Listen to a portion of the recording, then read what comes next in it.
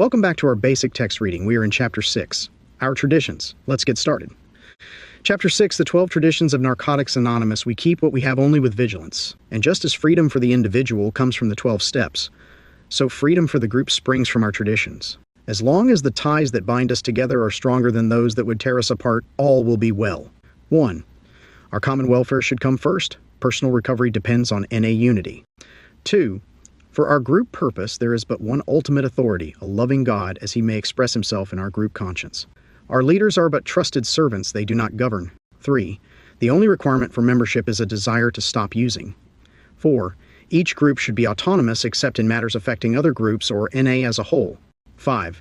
Each group has but one primary purpose, to carry the message to the addict who still suffers.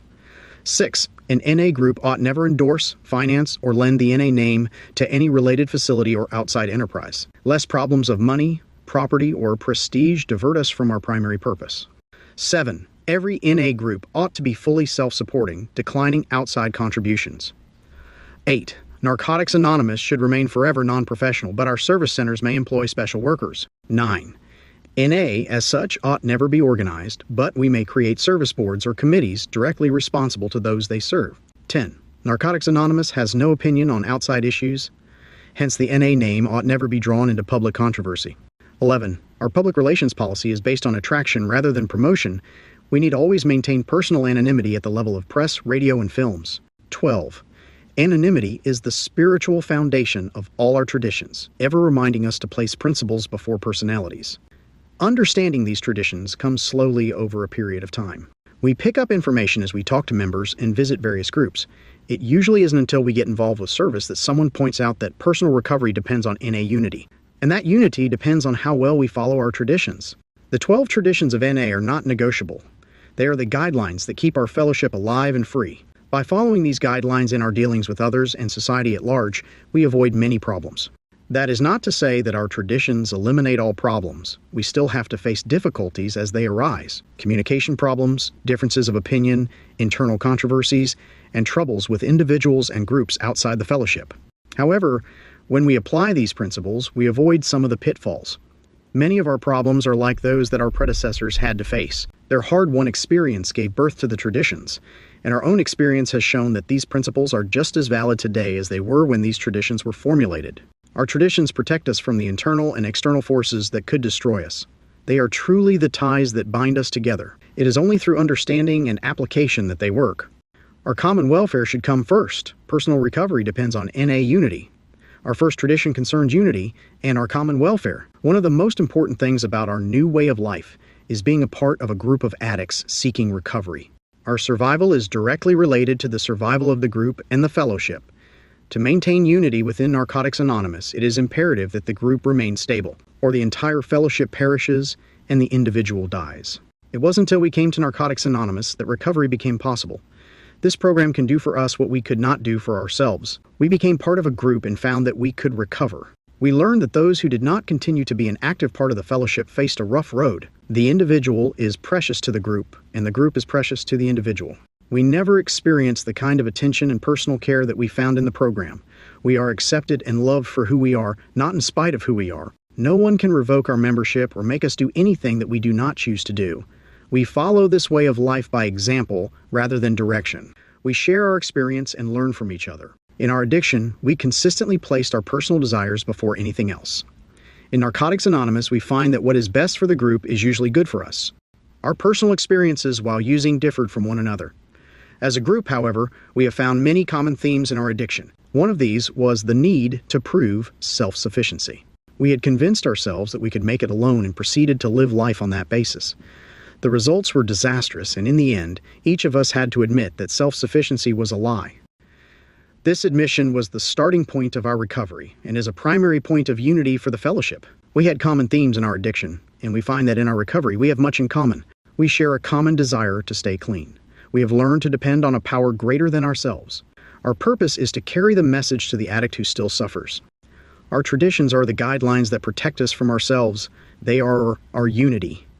Unity is a must in Narcotics Anonymous. This is not to say that we do not have our disagreements and conflicts. We do. Whenever people get together, there are differences of opinions.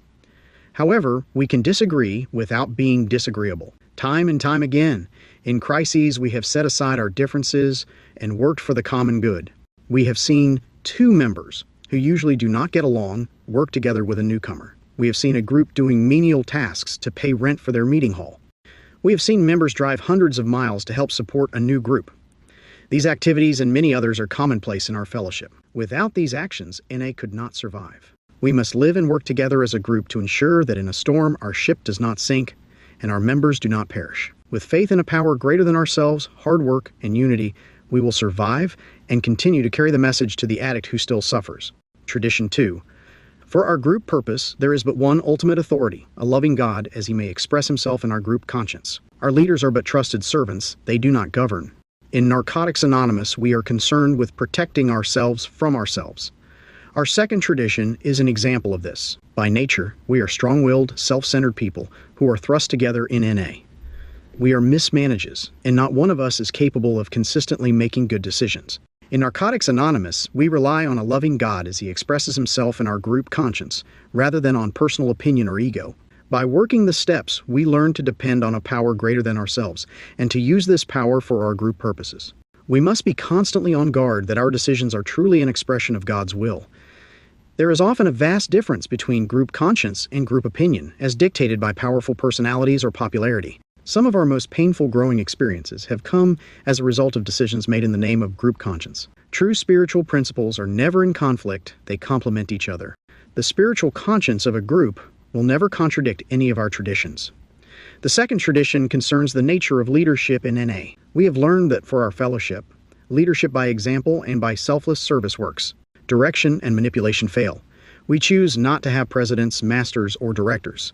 Instead, we have secretaries, treasurers, and representatives. These titles imply service rather than control.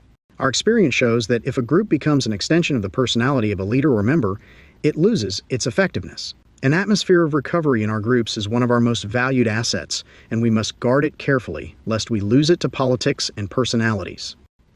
Those of us who have been involved in service or in getting a group started sometimes have a hard time letting go. Egos, unfounded pride, and self-will destroy a group if given authority. We must remember that offices have been placed in trust, that we are trusted servants, and that at no time do any of us govern.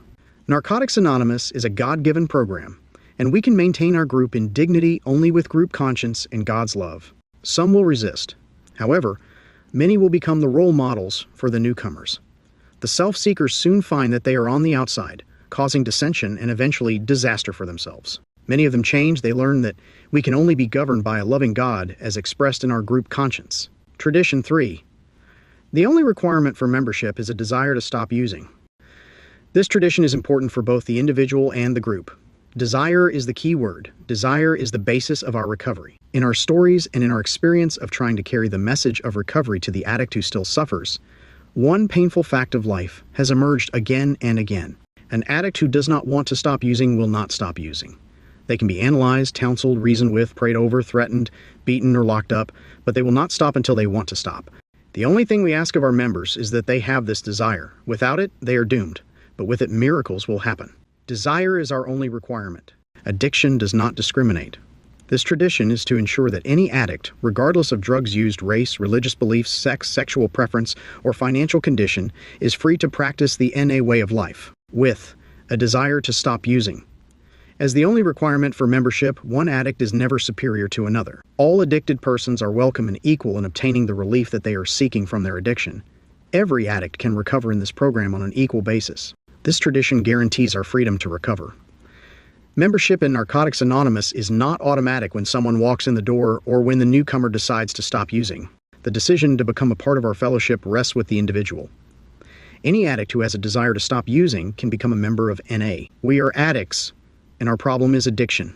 The choice of membership rests with the individual. We feel that the ideal state for our fellowship exists when addicts can come freely and openly to an NA meeting whenever and wherever they choose, and leave just as freely. We realize that recovery is a reality, and that life without drugs is better than we ever imagined. We open our doors to other addicts, hoping that they can find what we have found. But we know that only those who have a desire to stop using and want what we have to offer will join us in our way of life. Tradition. 4. Each group should be autonomous, except in matters affecting other groups, or NA as a whole. The autonomy of our groups is necessary for our survival. A dictionary defines autonomous as having the right or power of self-government, undertaken or carried on without outside control. This means our groups are self-governing and not subject to outside control. Every group has had to stand and grow on its own. One might ask, are we truly autonomous? Don't we have service committees, offices, activities, hotlines, and other activities in NA? They are services we use to help us in our recovery and to further the primary purpose of our groups. Narcotics Anonymous is a fellowship of men and women, addicts meeting in groups and using a given set of spiritual principles to find freedom from addiction and a new way to live. The services that we mentioned are the result of members who care enough to reach out and offer help and experience so that our road might be easier. A Narcotics Anonymous group is any group that meets regularly at a specified place and time for the purpose of recovery, provided that it follows the 12 steps and 12 traditions of Narcotics Anonymous. There are two basic types of meetings, those open to the general public and those closed to the public for addicts only. Meeting formats vary widely from group to group. Some are participation meetings, some speakers, some are question and answer, and some focus on special problems discussion. Whatever the type or format a group uses for its meetings, the function of a group is always the same, to provide a suitable and reliable environment for personal recovery and to promote such recovery. These traditions are part of a set of spiritual principles of Narcotics Anonymous, and without them, NA does not exist. Autonomy gives our groups the freedom to act on their own to establish an atmosphere of recovery, serve their members, and fulfill their primary purpose. It is for these reasons that we guard our autonomy so carefully. It would seem that we in our groups can do whatever we decide regardless of what anyone says. This is partly true. Each group does have complete freedom, except when their actions affect other groups or NA as a whole. Like group conscience, autonomy can be a two-edged sword. Group autonomy has been used to justify violation of the traditions. If a contradiction exists, we have slipped away from our principles. If we check to make sure that our actions are clearly within the bounds of our traditions, if we do not dictate to other groups or force anything upon them, and if we consider the consequences of our action ahead of time, then all will be well. Tradition 5. Each group has but one primary purpose, to carry the message to the addict who still suffers. You mean to say that our primary purpose is to carry the message? I thought we were here to get clean. I thought that our primary purpose was to recover from drug addiction. For the individual, this is certainly true. Our members are here to find freedom from addiction and a new way of life. However, groups aren't addicted and don't recover. All our groups can do is plant the seed for recovery and bring addicts together so that the magic of empathy, honesty, caring, sharing, and service can do their work. The purpose of this tradition is to ensure that this atmosphere of recovery is maintained. This can only be achieved by keeping our groups recovery-oriented. The fact that we, each and every group, focus on carrying the message provides consistency. Addicts can count on us. Unity of action and purpose makes possible what seemed impossible for us, recovery. The 12th step of our personal program also says that we carry the message to the addict who still suffers. Working with others is a powerful tool. The therapeutic value of one addict helping another is without parallel. For the newcomers, this is how they found Narcotics Anonymous and learned to stay clean. For the members, this reaffirms their commitment to recovery. The group is the most powerful vehicle we have for carrying the message. When a member carries the message, he is somewhat bound by interpretation and personality. The problem with literature is language. The feelings, the intensity, and the strengths are sometimes lost. In our group, with many different personalities, the message of recovery is a recurring theme. What would happen if our groups had another primary purpose? We feel our message would be diluted and then lost. If we concentrated on making money, many might get rich. If we were a social club, we could find many friends and lovers. If we specialized in education, we'd end up with many smart addicts. If our specialty was medical help, many would get healthy. If our group purpose were anything other than to carry the message, many would die and few would find recovery. What is our message? The message is that an addict, any addict, can stop using drugs, lose the desire to use, and find a new way to live. Our message is hope and the promise of freedom. When all is said and done, our primary purpose can only be to carry the message to the addict who still suffers, because that is all we have to give. Tradition 6. An NA group ought never endorse, finance, or lend the NA name to any related facility or outside enterprise, lest problems of money, property, or prestige divert us from our primary purpose. Our 6th tradition tells us some of the things that we must do to preserve and protect our primary purpose. This tradition is the basis for our policy of non-affiliation and is extremely important to the continuation and growth of Narcotics Anonymous. Let's take a look at what this tradition says. The first thing a group ought never do is endorse. To endorse is to sanction, approve, or recommend. Endorsements can be either direct or implied. We see direct endorsements every day in television commercials. An implied endorsement is one that is not specifically stated. Many other organizations wish to ride on the NA name. To allow them to do so would be an implied endorsement and a violation of this tradition. Hospitals, drug recovery houses, probation and parole offices are some of the facilities we deal with in carrying the NA message. While these organizations are sincere, and we hold NA meetings in their establishments, we cannot endorse, finance, or allow them to use the NA name to further their growth. However, we are willing to carry the NA principles into these institutions, to the addicts who still suffer so that they can make the choice. The next thing we ought never do is finance. This is more obvious. To finance means to supply funds or to help support financially. The third thing warned against in this tradition is lending the NA name to fulfill the purposes of other programs. For example, several times other programs have tried to use Narcotics Anonymous as part of their services offered to help justify funding. Further, the tradition tells us that a related facility is any place involving NA members. It might be a halfway house, a detox center, a counseling center, or a clubhouse.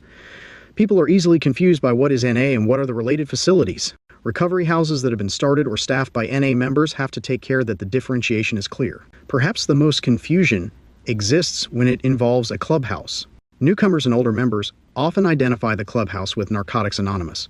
We should make a special effort to let these people know that these facilities and NA are not the same. An outside enterprise is any agency, business venture, religion, society, organization, related activity, or any other fellowship. Most of these are easy to identify, except for the other fellowships. Narcotics Anonymous is a separate and distinct fellowship in its own right. Our problem is addiction. The other 12-step fellowships specialize in other problems, and our relationship with them is one of cooperation, not affiliation. The use of literature, speakers, and announcements from other fellowships in our meetings constitutes an implied endorsement of an outside enterprise. The sixth tradition goes on to warn us what may happen, lest problems of money, property, or prestige divert us from our primary purpose. These problems often become obsessions and shut us off from our spiritual aim. For the individual, this type of abuse can be devastating. For the group, it can be disastrous. When we, as a group, waver from our primary purpose, addicts who might have found recovery die. Tradition 7. Every NA group ought to be fully self-supporting, declining outside contributions. Being self-supporting is an important part of our new way of life. For the individual, this is usually quite a change. In our addiction, we were dependent on people, places, and things. We looked to them to support us and supply the things that we found lacking in ourselves. As recovering addicts, we find that we are still dependent, but our dependence has shifted from the things around us to a loving God and the inner strength we get in our relationship with Him. We, who were unable to function as human beings, now find that anything is possible of us. Dreams that we gave up long ago can now become realities. Addicts, as a group, have been a burden to society. In NA, our groups not only stand on their own, but demand the right to do so. Money has always been a problem for us. We could never find enough to support ourselves and our habits. We worked, stole, conned, begged, and sold ourselves. There was never enough money to fill the emptiness inside. In our recovery, money is often still a problem. We need money to run our group. There is rent to pay, supplies, and literature to buy. We take a collection in our meetings to cover these expenses, and whatever is left goes to support our services and to further our primary purpose. Unfortunately, there is little left once a group pays its way. Sometimes members who can afford it give a little extra to help. Sometimes a committee is formed to put on an activity to raise funds. These efforts help, and without them, we could not have come this far. NA services remain in need of money, and even though it is sometimes frustrating, we really would not have it any other way. We know the price would be too high. We all have to pull together. And in pulling together, we learn that we really are part of something greater than ourselves. Our policy concerning money is clearly stated. We decline any outside contributions. Our fellowship is completely self-supporting. We accept no funding, endowments, loans, and/or gifts.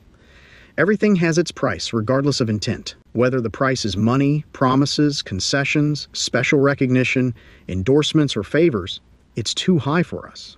Even if those who would help us could guarantee no strings, we still would not accept their aid. We cannot afford to let our members contribute more than their fair share. We have found that the price paid by our groups is disunity and controversy. We will not put our freedom on the line. Tradition 8. Narcotics Anonymous should remain forever non-professional, but our service centers may employ special workers. The 8th tradition is vital to the stability of NA as a whole. In order to understand this tradition, we need to define non-professional service centers and special workers. With an understanding of these terms, this important tradition is self-explanatory. In this tradition, we say that we have no professionals. By this, we mean we have no staff psychiatrists, doctors, lawyers, or counselors. Our program works by one addict helping another. If we employed professionals in NA groups, we would destroy our unity. We are simply addicts of equal status freely helping one another. We recognize and admire the professionals. Many of our members are professionals in their own right, but there is no room for professionalism in NA. A service center is defined as a place where NA service committees operate. The World Service Office or local, regional, and area offices are examples of service centers. A clubhouse or halfway house or similar facility is not an NA service center and is not affiliated with NA. A service center is very simply a place where NA services are offered on a continuing basis. The tradition states service centers may employ special workers. This statement means that service centers may employ workers for special skills, such as phone answering, clerical work, or printing. Such employees are directly responsible to a service committee. As NA grows, the demand for these workers grow. Special workers are necessary to ensure efficiency in an ever-expanding fellowship. The difference between professionals and special workers should be defined for clarity. Professionals work in specific professions that do not directly service NA, but are for personal gain. Professionals do not follow the NA traditions. Our special workers, on the other hand, work within our traditions and are always directly responsible to those they serve to the fellowship. In our 8th tradition, we do not single out our members as professional. By not placing professional status on any member, we ensure that we remain forever non-professional. Tradition 9. NA as such ought never be organized, but we may create service boards or committees directly responsible to those they serve. This tradition defines the way that our fellowship functions. We must first understand what NA is. Narcotics Anonymous is addicts who have the desire to stop using and have joined together to do so. Our meetings are a gathering of members for the purpose of staying clean and carrying the message of recovery. Our steps and traditions are set down in a specific order. They are numbered, they are not random and unstructured. They are organized, but this is not the type of organization referred to in the 9th tradition. In this tradition, organized means having management and control. On this basis, the meaning of Tradition 9 is clear. Without this tradition, our fellowship would be in opposition to spiritual principles. A loving God, as he may express himself in our group conscience, is our ultimate authority. The 9th tradition goes on to define the nature of the things that we can do to help NA. It says that we may create service boards or committees to serve the needs of the fellowship. They exist solely to serve the fellowship. This is the nature of our service structure as it has evolved and been defined in the NA Service Manual. Tradition 10. Narcotics Anonymous has no opinion on outside issues, hence the NA name ought never be drawn into public controversy. In order to achieve our spiritual aim, Narcotics Anonymous must be known and respected. Nowhere is this more obvious than in our history. NA was founded in 1953. For 20 years, our fellowship remained small and obscure. In the 1970s, society realized that addiction had become a worldwide epidemic and began to look for answers. Along with this came change in the way people thought of the addict. This change allowed addicts to seek help more openly. NA groups sprang up in many places where we were never tolerated before. Recovering addicts paved the way for more groups and more recovery. Today, NA is a worldwide fellowship. We are known and respected everywhere. If an addict has never heard of us, he cannot seek us out. If those who work with addicts are unaware of our existence, they cannot refer them to us. One of the most important things we can do to further our primary purpose is to let people know who, what, and where we are. If we do this and keep our good reputation, we will surely grow. Our recovery speaks for itself. Our 10th tradition specifically helps protect our reputation. This tradition says that NA has no opinion on outside issues. We don't take sides. We don't have any recommendations. NA as a fellowship does not participate in politics. To do so would invite controversy. It would jeopardize our fellowship. Those who agree with our opinions might commend us for taking a stand, but some would always disagree. With a price this high, is it any wonder we choose not to take sides in society's problems? For our own survival, we have no opinion on outside issues. Our public relations policy is based on attraction rather than promotion. We need always maintain personal anonymity at the level of press, radio, and films. This tradition deals with our relationship to those outside the fellowship. It tells us how to conduct our efforts at the public level. Our public image consists of what we have to offer, a successful, proven way of maintaining a drug-free lifestyle. While it is important to reach as many people as possible, it is imperative for our protection that we are careful about advertisements, circulars, and any literature that may reach the public's hands. Our attraction is that we are successes in our own right. As groups, we offer recovery. We have found that the success of our program speaks for itself. This is our promotion. This tradition goes on to tell us that we need to maintain personal anonymity at the level of press, radio, and films. This is to protect the membership and the reputation of Narcotics Anonymous. We do not give our last names nor appear in the media as a member of Narcotics Anonymous. No individual inside or outside the fellowship represents Narcotics Anonymous. Tradition 12. Anonymity is the spiritual foundation of all our traditions, ever reminding us to place principles before personalities. A dictionary definition of anonymity is a state of bearing no name. In keeping with Tradition 12, the I becomes we. The spiritual foundation becomes more important than any one group or individual. As we find ourselves growing closer together, the awakening of humility occurs. Humility is a byproduct that allows us to grow and develop in an atmosphere of freedom and removes the fear of becoming known by our employers, families, or friends as addicts. Therefore, we attempt to rigorously adhere to the principle that what is said in meetings stays in meetings. Throughout our traditions, we speak in terms of we and our rather than me and mine. By working together for our common welfare, we achieve the true spirit of anonymity. We have heard the phrase principles before personalities so often that it is like a cliché. While we may disagree as individuals, the spiritual principle of anonymity makes us all equal as members of the group. No member is greater or lesser than any other member. The drive for personal gain in the areas of sex, property, and social position, which brought so much pain in the past, falls by the wayside if we adhere to the principle of anonymity. Anonymity is one of the basic elements of our recovery, and it pervades our traditions and our fellowship. It protects us from our own defects of character and renders personalities and their differences powerless. Anonymity in action makes it impossible for personalities to come before principles.